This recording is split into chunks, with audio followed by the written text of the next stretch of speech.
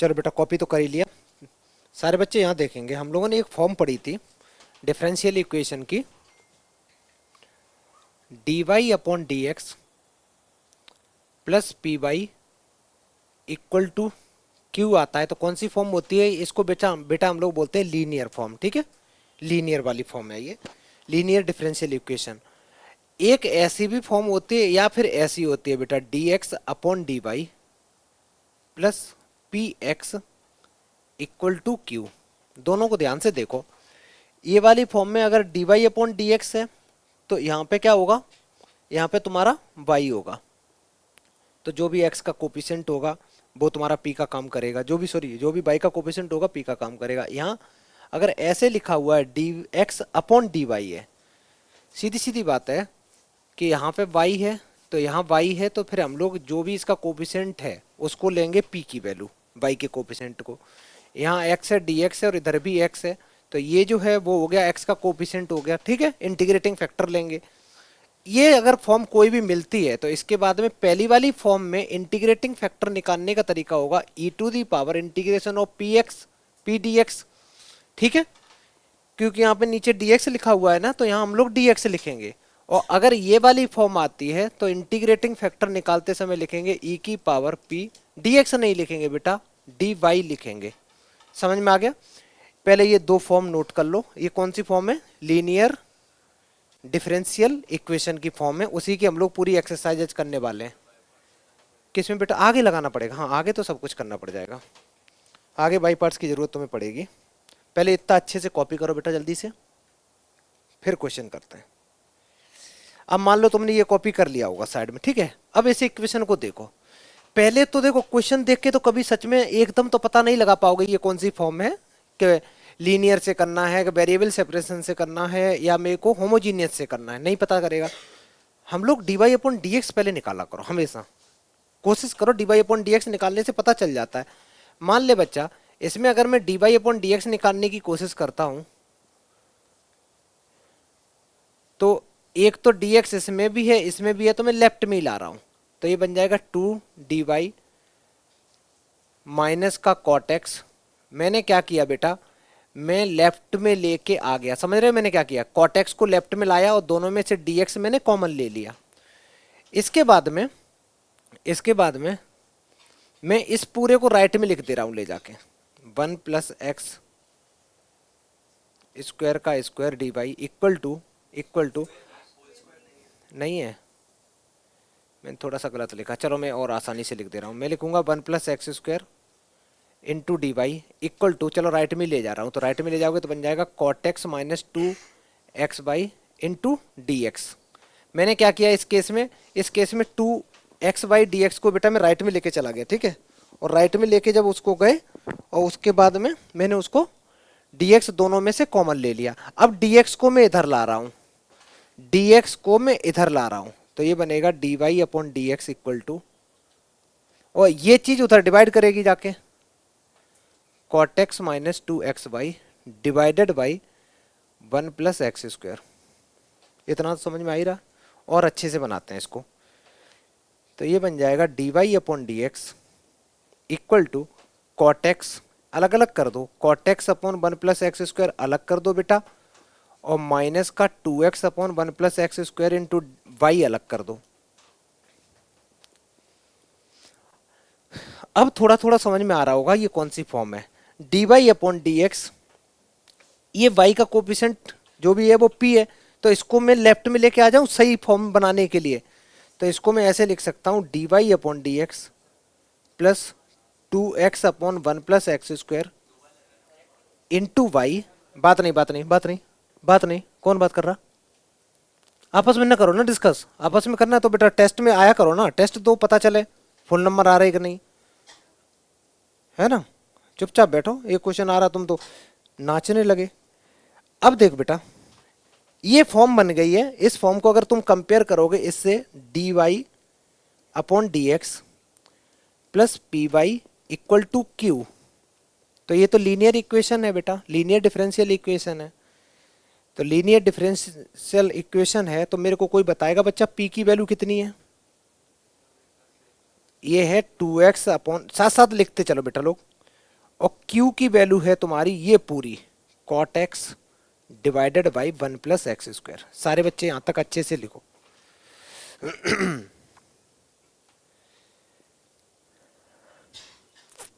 यहां तक अच्छे से कॉपी कर लो। कर लिया? करने के बाद अब हमें चाहिए ये कौन सी फॉर्म है बेटा, ये फॉर्म है पहले वाली फॉर्म है तो इंटीग्रेटिंग फैक्टर का फॉर्मूला ये लगेगा, है ना। और एक चीज और मैं बता दूं, इंटीग्रेटिंग का फैक्टर का फॉर्मूला जब ये वाला लगाओगे तो जब सॉल्यूशन लिखोगे तो उसमें लिखोगे y इंटू, जनरल सॉल्यूशन की बात कर रहा हूं, y into integrating factor equal to q into integrating factor, यहां पे क्या लिखोगे बेटा, dx प्लस सी, ठीक है।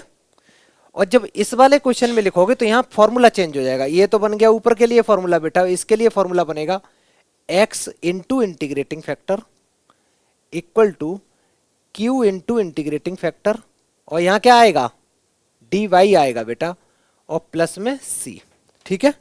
फॉर्मूला थोड़ा थोड़ा चेंज हो जाएगा, और ये दोनों ही मेथड हम लोगों के सिलेबस में है। तो ये वाला ऊपर के लिए, तो ऊपर वाला तो तुम्हें आसान सबको ही पता है, और ये नीचे वाला अगर मेरा इंटीग्रेटिंग फैक्टर ऐसे निकलेगा तो हम फॉर्मूला ये वाला लगाएंगे, y को रिप्लेस x से कर देंगे, सीधी सीधी बात ही है, ठीक है। कॉपी कर लो। अब मेरे को बता बेटा इसमें कौन सा फॉर्मूला लगेगा, पहले वाला कि दूसरा वाला? पहले वाला इसलिए लगेगा क्योंकि ये dy/dx वाली फॉर्म है, ठीक है। तो पहले वाला फॉर्मूला लगाएंगे। मैं इसको थोड़ा सा हटा दूं बेटा, इसको थोड़ा सा हटा दिया। अब इंटीग्रेटिंग फैक्टर निकालेंगे, तो इंटीग्रेटिंग फैक्टर का फॉर्मूला होता है, अभी अभी सीखा है, e की पावर, IF को इंटीग्रेटिंग फैक्टर बोलते हैं, p इंटू डी एक्स। कुछ बच्चे एग्जाम में मैंने देखा वो क्या कर रहे थे, इंटीग्रेशन करते समय इंटीग्रेशन e की पावर का कर रहे थे, e का, e नहीं, e तो ऐसे ही है, e के ऊपर इंटीग्रेशन का साइन लगता है। और p की वैल्यू कितनी है बेटा, तो यह सही से लिखो, है ना, ये है 2x डिवाइडेड बाई 1 + x²। अब तुम सारी चीजें अगर थोड़ी देर के लिए भूल जाओ, सिर्फ इस चीज पे फोकस करो, सिर्फ इस चीज पे फोकस करो, ये तुम्हें इंटीग्रेशन करना है। सब्स्टिट्यूशन मेथड का डायरेक्ट सवाल है बेटा, सब्स्टिट्यूशन मेथड में तुम इसमें कर सकते हो। हाँ बेटा बोलो, आगे अच्छी बात है। इस केस में लिख सकते बेटा, यहाँ पे लिख सकते, कोई दिक्कत नहीं है, ठीक है। 1 + x² अगर t है तो इसका डिफ्रेंसिएशन किया तो 2x dx ये dt में चला गया बेटा। तो ये पूरा जब dt में चला गया तो तुम्हारे पास में ऐसे आया, और मैं तो बोलता हूँ हमेशा थोड़ा सा फुल अच्छे से लिख के आओगे ना तो अच्छा रहेगा। ये पूरा ऊपर चला गया dt में और नीचे आ गया t बेटा। 1/t का इंटीग्रेशन क्या होता है, तो log mod t, और t की वैल्यू क्या है, 1 + x² है। एक मैंने फॉर्मूला बताया था, लॉग के ऊपर अगर ई की पावर अगर लॉग आए, ई के ऊपर अगर लॉग आता है तो वो ई और लॉग दोनों क्या हो जाते हैं बेटा, कैंसिल आउट हो जाते हैं एक तरीके से। तो इसको डायरेक्ट तुम क्या लिख सकते हो, 1 + x² लिख सकते हो। ये इंटीग्रेटिंग फैक्टर आ गया। सारे बच्चे एक चीज याद रखनी है, ई की पावर में कुछ भी हो, ई की पावर में अगर लॉग है तो ई और लॉग दोनों गायब कर सकते हो तुम, सिर्फ और सिर्फ जो भी फंक्शन है वो बचता है। तो ये बचा, ये इंटीग्रेटिंग फैक्टर आ गया। यहाँ तक करो, इसके बाद कुछ नहीं है, अब मेरे को फॉर्मूला लगाना है केवल। जल्दी करो तो अच्छे राइटिंग में सारे बच्चे, जल्दी जल्दी लिखो। अब इसके बाद देखना बेटा, मैं थोड़ा सा ये हटाता हूँ, फॉर्मूला लगाऊंगा। फॉर्मूला लगाने से पहले हमें कौन सा सॉल्यूशन दिखाना होता है बेटा, अब जनरल सॉल्यूशन लिखना है ना, तो मैं यहाँ लिखूंगा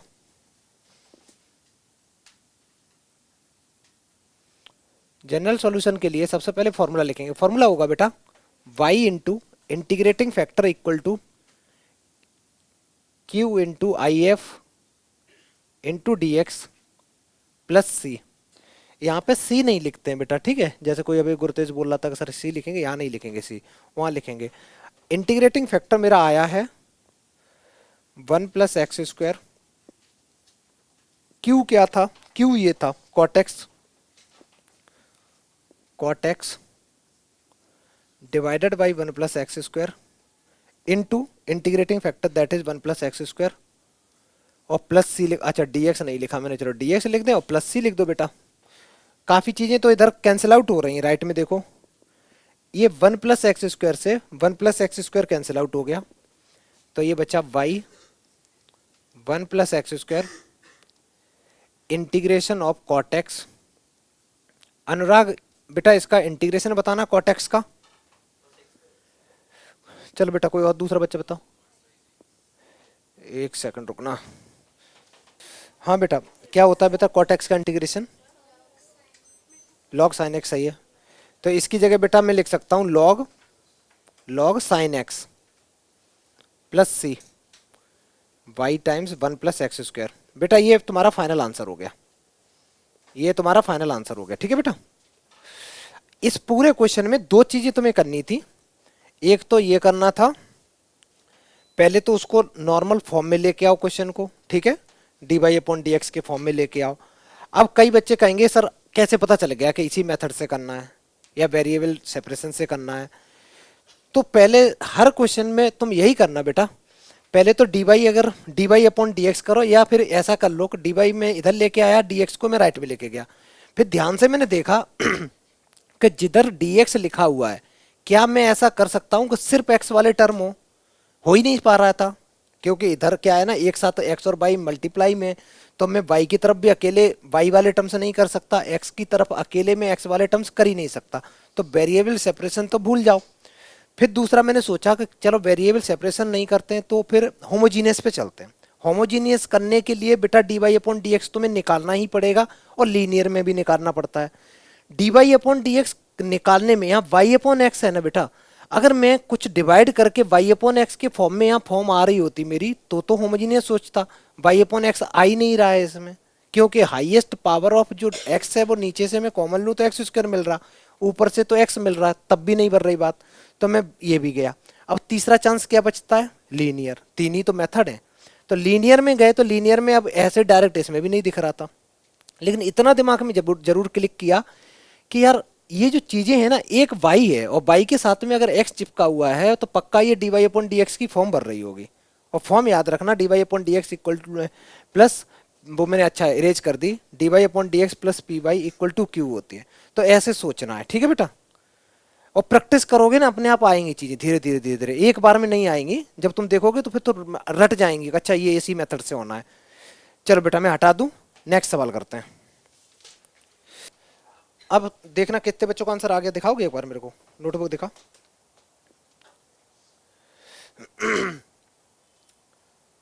लग तो ठीक रहा है, देखते हैं बेटा। सारे बच्चों ने आईएफ निकाल लिया, इंटीग्रेटिंग फैक्टर बेटा। चलो यहां देखो जिन बच्चों का नहीं आया, पहला टारगेट तो यही रखो, dy/dx एक तरफ करो, ठीक है। मैंने बेटा dy/dx यहां लिखा। अगर dy/dx एक तरफ रखना है तो x से पूरी इक्वेशन को डिवाइड करना पड़ेगा बेटा, क्योंकि हमें dy/dx अकेला रखना होता है। तो जैसे ही मैं x से डिवाइड करूंगा तो ये बन जाएगा y/x,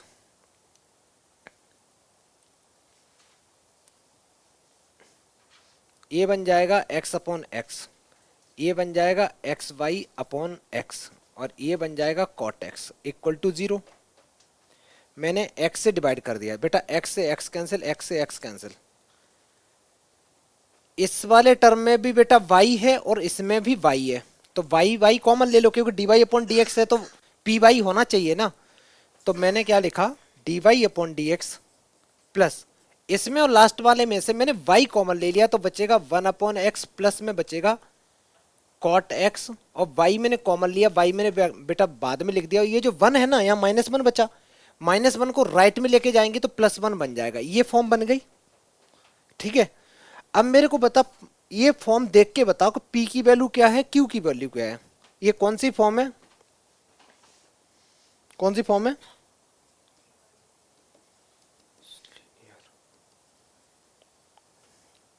लीनियर डिफरेंशियल इक्वेशन है बेटा। तो यहां से तुम डायरेक्ट लिख सकते हो p की वैल्यू। p की वैल्यू बन गई तुम्हारी 1/x प्लस कॉट x, और q की वैल्यू बन गई बेटा 1।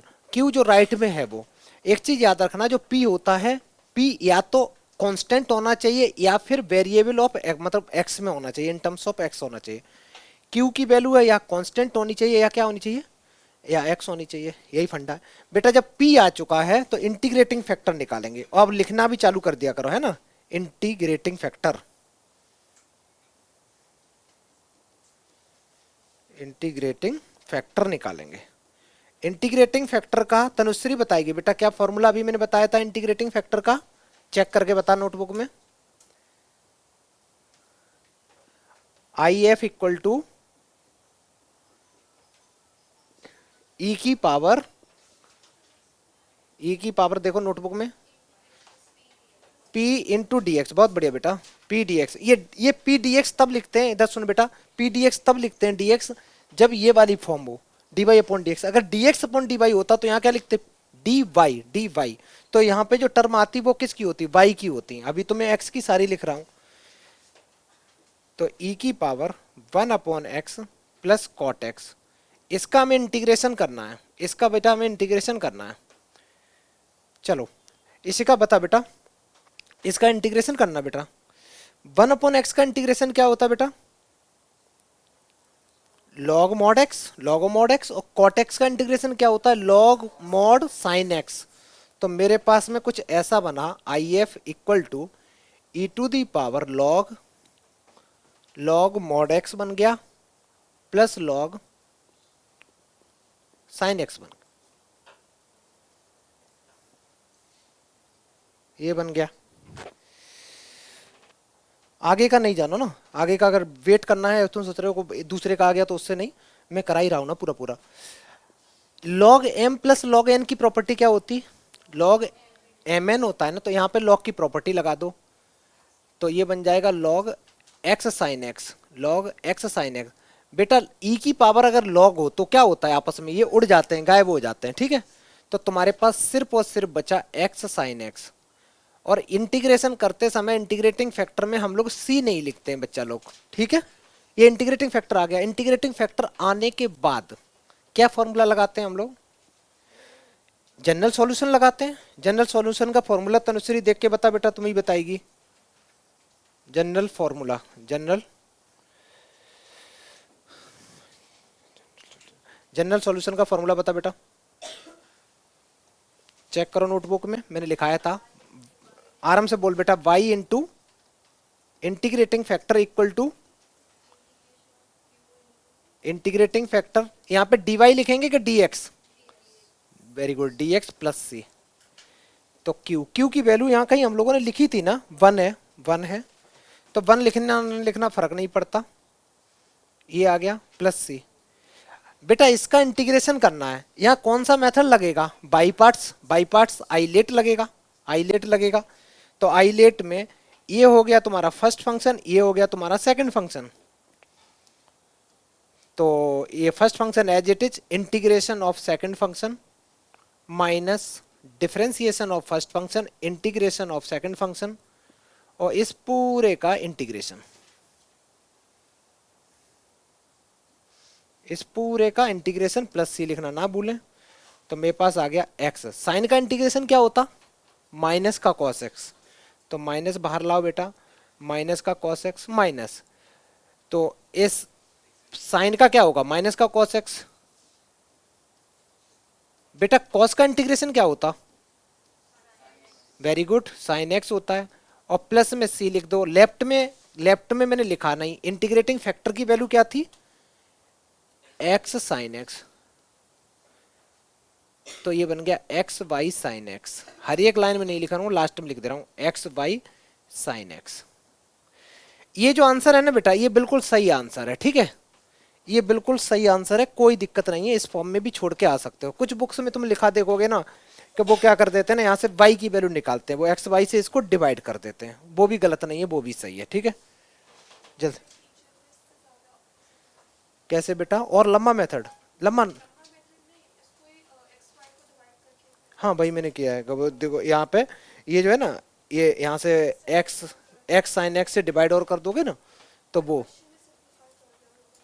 ये भी ठीक है। अगर तुम चाहो ना तो एक्स वाई से डिवाइड कर दो, तो वाई इक्वल टू, एक्चुअली जो इक्वेशन पढ़ते हैं हम लोग क्लास 9-10 में, तो ऐसे ही पढ़ते हैं, y equal to 2x plus c, y equal to m x plus c, इस फॉर्म में पढ़ते हैं, इसलिए ऐसे लिख सकते हो, ठीक है। ज़्यादा मन कर रहा हो तो एक्स साइन एक्स से डिवाइड कर दो, ना भी करोगे तो भी चलेगा। जल्दी करो बेटा, अगर डिवाइड करोगे तो वाई को छोड़ देना, केवल एक्स साइन एक्स से करोगे तो एक्स ये बन जाएगा, माइनस का साइन से डिवाइड कर रहे हैं तो ये कॉट एक्स बन जाएगा, और इधर डिवाइड कर रहे हैं साइन से, साइन कट जाएगा, ये 1 अपॉन एक्स बचेगा, और इधर बचेगा c upon x into sine x, ये फाइनल आंसर हो गया, यहाँ तक है ना, ये भी आंसर सही है। नेक्स्ट सवाल करेंगे बेटा। हाँ बोलो, दिखा दिखा बेटा, क्या मेथड लगाया, दिखा बेटा, एक सेकंड रुकना। चलो कितने बच्चों का इसका आंसर आ गया, हाथ उठाना एक बार।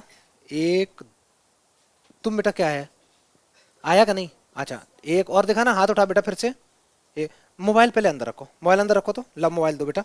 अब तुम्हें समझ में आ रहा तुम्हारा आंसर इतनी जल्दी जल्दी क्यों आ रहा है, ला बेटा। और किसका आ गया? अच्छा नहीं आया, तभी मैं सोचूं कि इस लड़के में तो दिमाग नहीं था, ऐसे कैसे बोल रहा फ्लिप कर देंगे। मैंने भी 3 मिनट बाद सोचा, अच्छा इसको ऐसे कर सकते हैं फ्लिप। हाँ दे भाई, मैंने कहा 3 स्टेप आगे कैसे सोच ले रहा है ये। सुनो बच्चा, सबसे पहले तो हम लोग d y upon d x निकालने की कोशिश करेंगे। तो d y upon d x कितना आ गया, 1/x+y आ गया, 1/x+y के इक्वल आ गया। यार ये बताओ, इसको कभी सेपरेट कर पाओगे? नहीं कर सकते, कर ही नहीं पाएंगे, कोई तरीका ही नहीं है। एक काम करो, उल्टा दो। लेकिन कब उल्टा सकते हैं, याद रखना, अगर कहीं लिखा हो a upon b equal to c upon d, तो ये इक्वेशन को तुम उल्टा कर सकते हो। कैसे? b upon a equal to d upon c कर सकते हो। लेकिन कहीं लिखा हो 1/a equal to 1/b plus 1/c, अब उल्टा नहीं कर सकते हो। क्यों? अरे नहीं कर सकते, एक्चुअली ये भी अलाउ नहीं है। अलाउ तो ये भी नहीं है। ये मैंने क्या किया मैं बता रहा हूं, मैंने किया क्रॉस मल्टीप्लाई। पहले मैंने किया क्रॉस मल्टीप्लाई, तो ए डी इक्वल टू मैंने बी सी लिखा। फिर मैंने क्या किया, ये जो ए था उधर ले गया, सी में इधर लाया, ए में उधर ले गया, तो ये हो गया। समझ में आया? और वहां पे कर नहीं पाओगे, वहां नहीं होगा। नहीं नहीं नहीं होगा, नहीं होता, तो होता नहीं। एलसीएम ले लोगे, फिर एक टर्म बन जाएगी तो हो जाएगा, लेकिन एलसीएम लेके फिर वो बात नहीं रहेगी, बात कुछ और बन जाएगी। ठीक है, तो सुनो बेटा, तो ये जो मेथड है, तो ऐसे हम जब दो ही टर्म होती हैं आमने सामने तो हम कर सकते हैं। तो मैं क्या करने वाला हूं, मैं इसको रिवर्स कर सकता हूं, d x upon d y equal to, बेटा इसको उल्टा किया तो ये एक्स प्लस वाई अपॉन 1 बना। अपॉन 1 लिखने की तो कोई जरूरत नहीं है। और अच्छे से देखो, ये कौन सी फॉर्म है, d x upon d y form बन रही है, d x upon d y plus में पी, पी के साथ क्या आना चाहिए, वेरी गुड, इक्वल टू में क्या आना चाहिए, क्यू। जो P है और Q है वो किस टर्म में होना चाहिए, या तो कांस्टेंट होना चाहिए या फिर y में होना चाहिए। या तो कांस्टेंट होना चाहिए, अगर बेटा यहाँ y लिखा हुआ है तो ये चीज या तो y में होनी चाहिए या फिर कांस्टेंट, ये चीज y में होनी चाहिए या फिर कांस्टेंट। ठीक है, यहाँ पे देखो मैं थोड़ी शक्ल अच्छी करता हूं, मैं इस y को लेफ्ट में ला रहा हूं, मैं गलत कर रहा हूं, इसके साथ x को लाना पड़ेगा। ये इक्वेशन बन गई स्टैंडर्ड फॉर्म। ये बेटा बन गई किस फॉर्म की इक्वेशन बन गई, ये बन गई तुम्हारी d x upon d y plus p x equal to q. अगर यहां से मैं बोलूं p की वैल्यू बताओ तो -1 है, और q की वैल्यू कितनी है बेटा, y। इसके तुरंत बाद इंटीग्रेटिंग फैक्टर निकालो। इंटीग्रेटिंग फैक्टर का फॉर्मूला फिर से मेरे को कौन बताएगा, रुको मैं पूछता हूं। चलो पलक बता बेटा।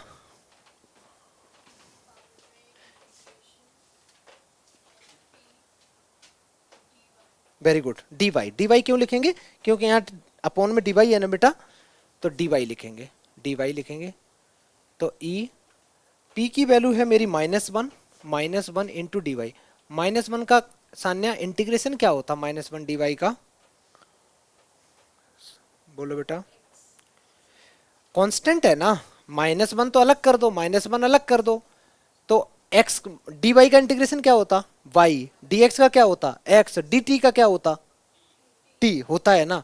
तो इसका इंटीग्रेशन बनेगा तुम्हारा y इंटीग्रेशन हो गया, बस खत्म। अच्छा जी, इंटीग्रेटिंग फैक्टर तो तुम्हारा आ गया। इसके तुरंत बाद कौन सा फॉर्मूला लिखते हैं, जनरल फॉर्मूला। चेक करके बताओ बेटा कौन सा होगा जनरल फॉर्मूला, चेक करके बताओ। मानस बता बेटा चेक करके। जनरल फॉर्मूला नहीं यार, जनरल सॉल्यूशन लिखना चाहिए, मैं फॉर्मूला बार बार बोल देता हूं, बोलना बेटा। Very good, x into integrating factor equal to, हाँ डिफ्रेंसिएशन नहीं बोलते हैं, हाँ q इंटू आई एफ। यहां पे क्या लिखेंगे बेटा, वेरी गुड, प्लस सी, ठीक है। एक्स इंटीग्रेटिंग फैक्टर है ये। क्यू की वैल्यू कितनी आई थी मेरी, वाई आई थी।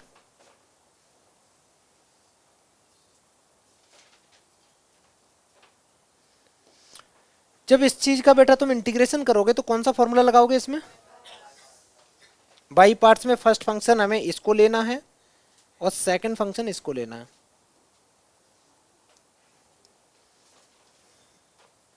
कि दिक्कत क्या आ रही है बेटा, बताओ दिक्कत क्या आ रही है, डिस्कस कहाँ कर रहे हो तुम लोग, कर चुके क्या? तो यहाँ देखो ना, आपस में डिस्कस मत करो बेटा। वो भी 5 नंबर लाता, तुम 7 लाते हो, 2 नंबर में डिस्कस कर रहे हो, दोनों ही फेल होते हो। चलो बेटा, फर्स्ट फंक्शन को मैंने एज इट इज लिखा, इंटीग्रेशन सेकंड का किया, माइनस साइन लगाया, डिफरेंशिएशन जब फर्स्ट का किया तो 1 आ गया, और इंटीग्रेशन बेटा मैंने सेकंड का किया, dy लिखा और फिर से dy लिखा, और c लिखना ना भूलें। इंटीग्रेशन e की पावर x का क्या होता है आदित्य, e की पावर x का इंटीग्रेशन e की पावर x ही रहता है, e की पावर x का e की पावर x रहता है, e की पावर y का क्या रहेगा y के रिस्पेक्ट में, तो तुम बोलोगे सर e की पावर माइनस y रहेगा, यहाँ पे बेटा dy होगा ना। हाँ, अब पूरा सुनो ना। अब क्या है, ये जो माइनस है, माइनस से डिवाइड भी करते हैं तो ये माइनस बाहर आ जाएगा, ठीक है। माइनस लगाया, उसके बाद में हमें इंटीग्रेशन इसका करना है, तो इसका जो इंटीग्रेशन होगा वो होगा e की पावर माइनस वाई अपॉन में -1, और dy लिखना ना भूलें क्योंकि अभी एक इंटीग्रेशन और करना है मेरे को। ये माइनस माइनस प्लस हो जाएगा, तो माइनस माइनस प्लस हो गया, इंटीग्रेशन करना e की पावर माइनस बाई dy का। एक बार और कर दोगे तो फिर वही रहेगा, एक माइनस और आ जाएगा। ये बेसिक इंटीग्रेशन है, तुम्हें आने चाहिए बेटा। और लेफ्ट में चल रहा है x e की पावर माइनस वाई। पहले यहां तक पहुंचो तो बेटा अच्छे से सारे बच्चे सुनो बेटा, नहीं सुनो बेटा, ये है ना, एक काम करो, हमें जैसे नॉर्मल क्वेश्चन करते हैं तो उसमें y निकालते हैं, इसमें x निकाल लो, तो e की पावर माइनस वाई से दोनों तरफ डिवाइड कर दो, माइनस वाई से दोनों तरफ डिवाइड कर दो। बेटा तुम आ जा आगे, आ जा बेटा, आ जा सरदार जी, ये वाला स्वर, स्वर नहीं स्वर, जल्दी आ जा, नहीं नहीं आ जा, यहाँ आ जा, आगे आ जा, बहुत हो गया। जैसे e की पावर माइनस वाई से डिवाइड करेंगे तो ये इक्वेशन बनेगी x इक्वल टू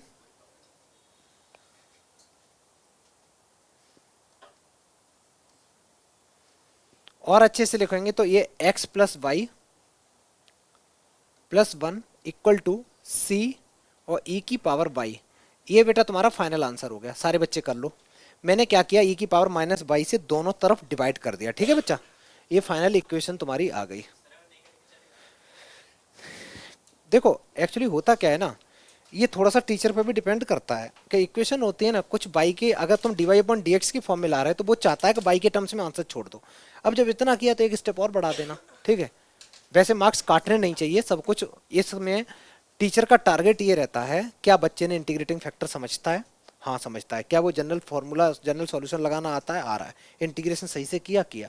फिर उसके बाद में अरेंजमेंट पे मार्क्स नहीं होता है, अरेंजमेंट का तो कोई लॉजिक नहीं ना, कोई बच्चा आगे लिख रहा कोई पीछे लिख रहा, लेकिन होगा ये हर टीचर को एक वो दिया जाता है कि हाँ आंसर शीट दी जाती है प्रॉपर, तो स्टेप्स में कुछ लोग तो यहाँ पे मेरे को बोला जाए मैं तो भैया यहाँ पे फुल मार्क्स दूंगा क्योंकि इसके बाद तो डिवाइड करो ना करो कोई फर्क नहीं पड़ता, ठीक है। एक स्टेप बढ़ा देना, क्या दिक्कत है, आगे बढ़े। कैपिटल सी है बेटा, अच्छा वो एक्चुअली दो दिखते नहीं है, अगर दो जगह कहीं कांस्टेंट लगाने हो तो C1 C2 लिखना, क्योंकि बेटा जो C और C में अंतर नहीं पता चलता है, दोनों ही तो C होते हैं कैपिटल में, या तो स्मॉल में हो तो A और A अलग पता चलता है। तुम कॉपी में लिखना कैपिटल C और एक बार लिखो स्मॉल सी और मेरे को बता दे कि सर ये कैपिटल है ये स्मॉल, अंतर ही नहीं है। स्कूल के कर दिया होगा, मैम को क्या टेंशन है, उन्होंने तो पेपर दे दिए ना, उनको क्या फर्क पड़ता है, वो पता नहीं चलता। सी एक ऐसा लेटर है जो ए मतलब कैपिटल और स्मॉल में अंतर तो है नहीं ना, सी में दोनों तो एक ही जैसे दिखते हैं, है ना। चल बेटा आगे बढ़ो, सारे बच्चे ये क्वेश्चन पहले बढ़िया से ट्राई करो, 2 मिनट मिल रहे हैं ट्राई करने के, जल्दी करो। अब देखना बेटा सारे बच्चे यहाँ देखो, सबसे पहले तो तुम ट्राई ऐसे ही करोगे ना, y d x equal to, right में लेके जाओ बेटा, इसको राइट में लेके जाओ तो minus times x y square d y हो गया। पहले d y upon d x से निकालते हैं। तो ये डी एक्स अगर मैं उधर ले जाऊं तो ये d y upon d x बन जाएगा। ये पूरा का पूरा इधर लेके आऊं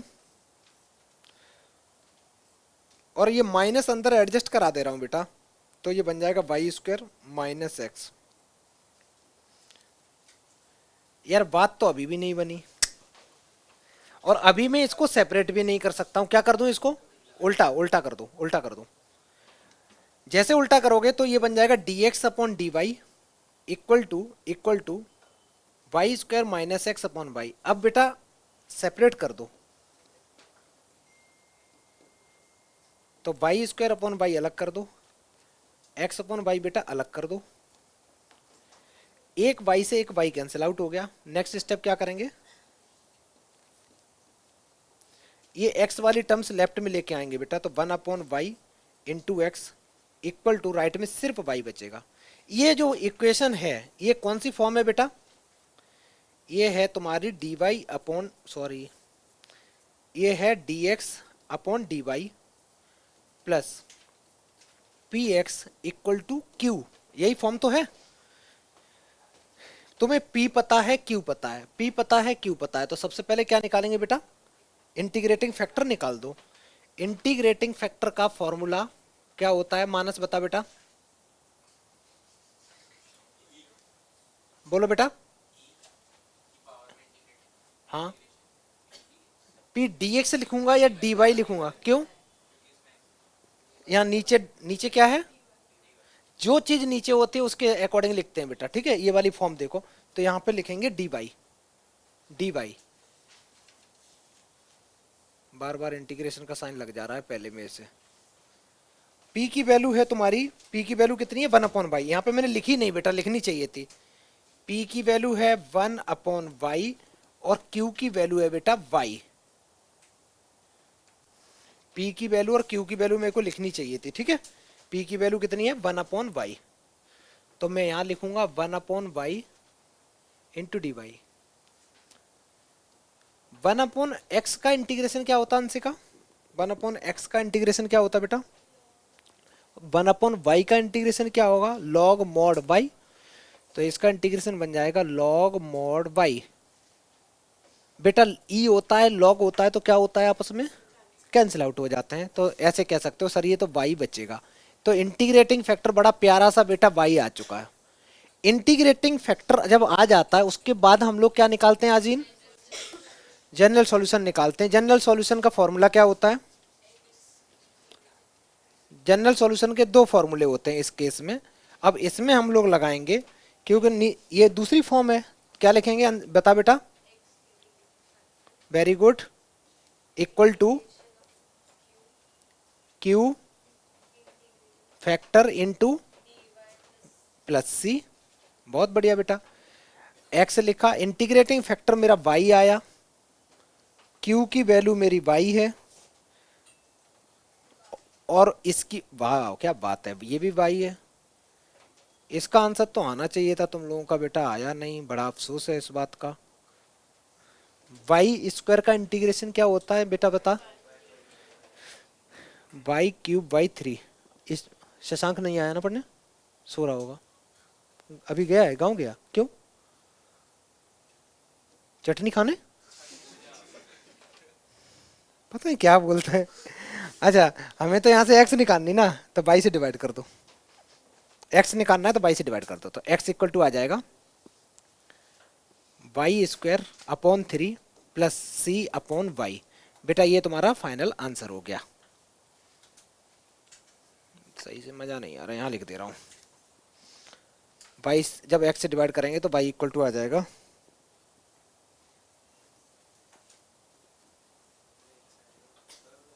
पता नहीं मैं क्या लिख रहा हूँ बेटा, रुकना।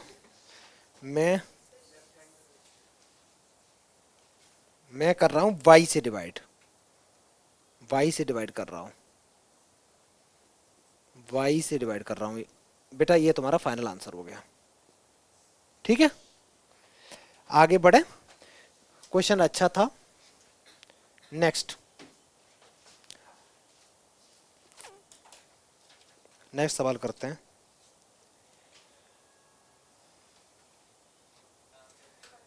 देखते हैं बेटा, सुनो, काफी बच्चों का तो सही है और सही कर रहे हैं, 3-4 बच्चे तो बिल्कुल सही कर रहे हैं। तुम्हारा हो गया, बहुत बढ़िया बेटा। सबसे पहले तो हम लोग dy अपॉन dx निकालेंगे यहां से।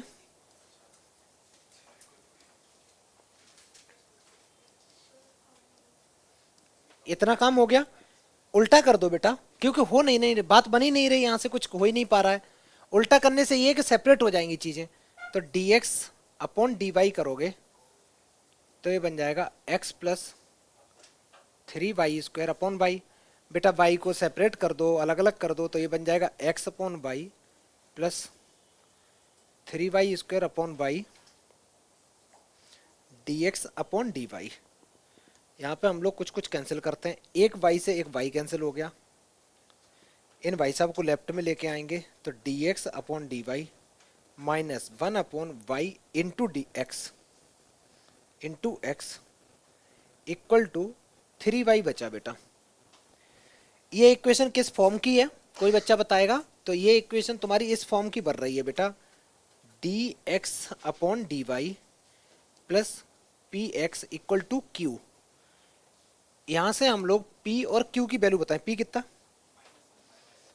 p की वैल्यू है -1 अपॉन y और q की वैल्यू कितनी है बेटा,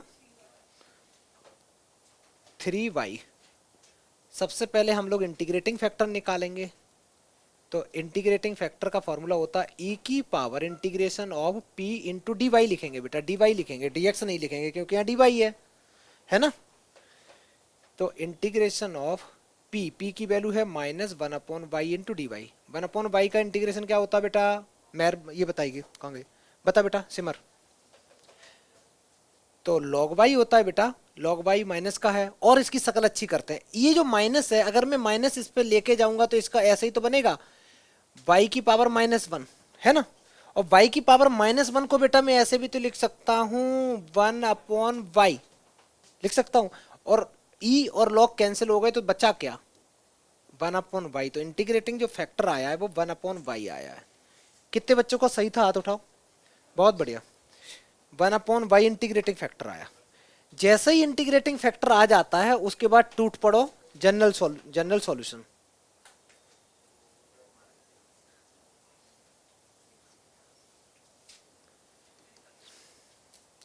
जनरल सॉल्यूशन का फॉर्मूला क्या होता है बेटा, बता मेर। x into integrating factor equal to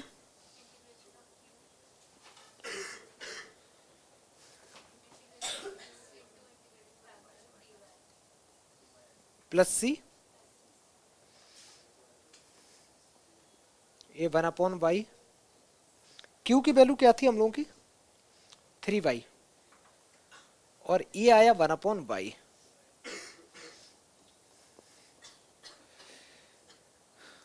इस क्वेश्चन को एक्चुअली शुरू में ही चेंज करना टफ था, इंटीग्रेशन और वो सारा ही पार्ट इसका आसान था। कोई देखो ना, यहाँ पे सब कैंसिल आउट हो रहा है, यहाँ अलग ही माहौल बन रहा है। क्या बेटा, तो x upon y equal to, इसका इंटीग्रेशन क्या होता है बेटा, 3dy का 3y होता है, 3y होता है, और प्लस सी। हमें तो x चाहिए ना, तो x इक्वल टू आंसर आ जाएगा 3y², और प्लस में लिख दो cy। बेटा ये आंसर हो गया, मौज करो, ये आंसर हो गया। समझ में आया, बड़ा अच्छा सा सवाल था। कितने बच्चों का सही था, अब हाथ उठाओ दोबारा। अभी भी यार पूरी क्लास का हाथ नहीं उठ रहा है, कम बच्चों का उठ रहा है। क्यों मेरे, क्या है, आंसर क्यों नहीं आ रहे? अच्छा अच्छा, चलो बेटा आगे बढ़े। आदित्य हो रहा है, नेक्स्ट।